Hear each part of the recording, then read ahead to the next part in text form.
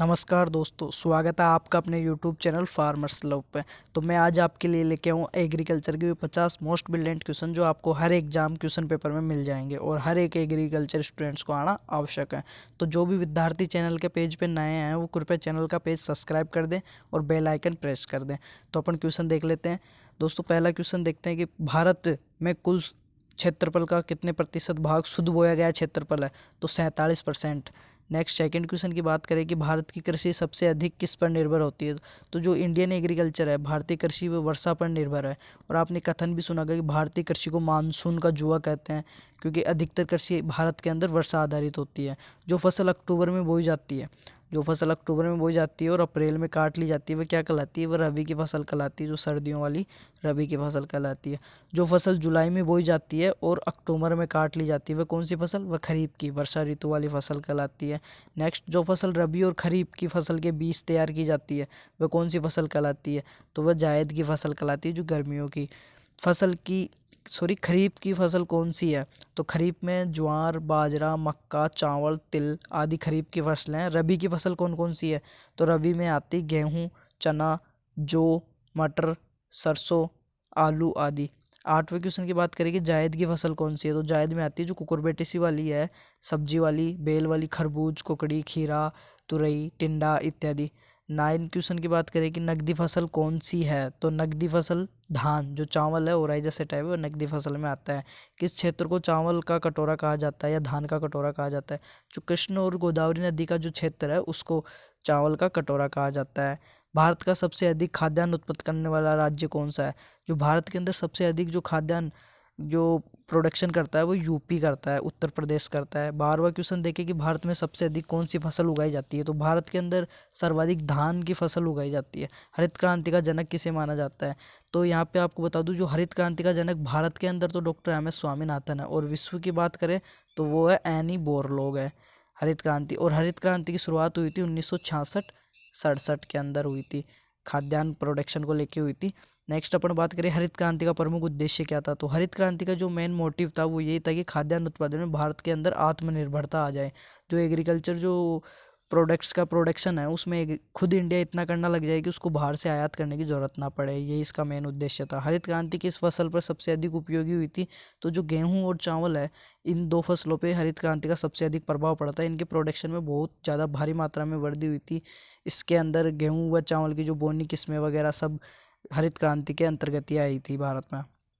Next बात करें कि किस राज्य को भारत का धान्य भंडार कहा जाता है। तो जो पंजाब है उसको भारत का धान्य भंडार कहा जाता है। 18वां, सब्जी उत्पादन में भारत का कौन सा स्थान है?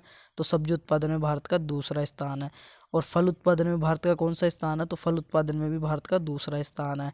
नेक्स्ट बात करें 20वीं क्वेश्चन की, नीली क्रांति का संबंध किस उद्योग से है। तो जो नीली क्रांति है वो मत्स्य उद्योग, मछली पालन से संबंधित है।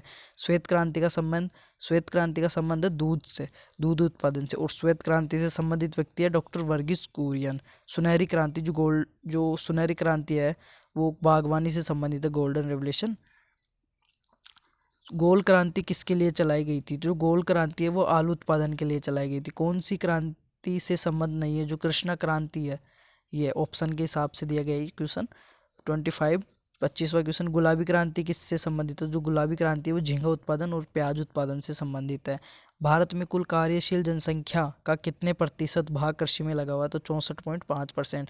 मतलब भारत की टोटल जनसंख्या का 64.5% जनसंख्या कृषि पर आधारित है, कृषि भाग में लगा हुआ है, कृषि पर जीवन यापन करती है। नीलगिरी के पहाड़ी क्षेत्रों में कौन सी फसल उगाई जाती है? तो जो नीलगिरी के जो पहाड़ी क्षेत्र हैं उनमें कॉफ़ी की फसल उगाई जाती है। रसदार राष्ट्रीय रसदार फल अनुसंधान केंद्र कहाँ है? जो सेंट्रल जो नींबू वर्गीय का राष्ट्रीय नींबू वर्गीय फल अनुसंधान संस्थान सबको पता है नागपुर महाराष्ट्र में जो नींबू वर्गीय का है, सिट्रस। अंगूर की खेती के लिए कौन सा शहर प्रसिद्ध है? तो अंगूर जो खेती होती है, अंगूर वाइटिस विनिफेरा, उसकी खेती के लिए नासिक महाराष्ट्र, जो नासिक महाराष्ट्र में पड़ता है वह शहर प्रसिद्ध है। मूंगफली भारत में सबसे अधिक किस राज्य में उगाई जाती है? तो मूंगफली गुजरात में उगाई जाती है और सर्वाधिक लवणीय मृदाएं भी गुजरात में है। चावल का उत्पादन किस राज्य में सर्वाधिक होता है? तो चावल का उत्पादन होता है पश्चिम बंगाल में, क्योंकि चावल जो धान है उसको अधिक पानी की आवश्यकता होती है, खेतों में पानी, और पश्चिम बंगाल में पानी अधिक है, तो चावल का उत्पादन पश्चिम बंगाल में होता है। भारत के किस राज्य में गेहूं की खेती नहीं होती है? तो भारत के जो तमिलनाडु में गेहूं की खेती नहीं होती है। किस फसल की कटाई व बुआई में सबसे अधिक समय लगता है? जो गन्ना है वो सबको पता है एक वर्षीय फसल नहीं है, 12 महीने से अधिक लगता है टाइम, तो इसकी में सबसे अधिक समय लगता है। तिलहन प्रौद्योगिकी मिशन की स्थापना कब हुई थी? जो तिलहन प्रौद्योगिकी मिशन है उसकी स्थापना हुई थी 1986 के अंदर, 1986 के अंदर। भारत का उर्वरक उत्पादन में विश्व में कौन सा स्थान है? जो फर्टिलाइजर प्रोडक्शन है उसमें तीसरा स्थान है भारत का। भारत में वर्तमान में भारत में सकल सॉरी एक मिनट वर्तमान में वर्तमान में भारत के सकल घरेलू उत्पाद में कृषि व श्रम क्षेत्र का योगदान कितना है? तो 13% है, 13.67% है जीडीपी के अंदर। जो कृषि का योगदान है वो 13.67% है। नेक्स्ट बात करें मूंगफली के दानों में औसत कितना होता है? मूंगफली के दाने का औसत कितना होता है? तो मूंगफली के अंदर 70% दाना प्लस 30% उसका छिलका पाया जाता है, तो 70% होता है दानों का औसत। केंद्रीय शुष्क भूमि क्षेत्र अनुसंधान संस्थान का है जो कैडा है वो हैदराबाद में है। सेंट्रल जो एरिड लैंड रिसर्च इंस्टीट्यूट है वो हैदराबाद में है। मक्का की खेती किस मौसम में की जाती है? तो मक्का की खेती की जाती है खरीफ के मौसम में, और जो रबी की मक्का है वो बांसवाड़ा की फेमस है, बांसवाड़ा वगैरह की।